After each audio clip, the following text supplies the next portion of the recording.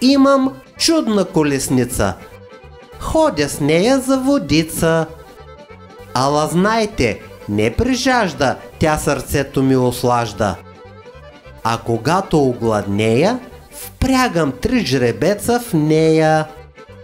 И лети тя през небето, от уста ми до морето. Що е то? Вие тая колесница я наричате л? Давайте отговори в коментарите.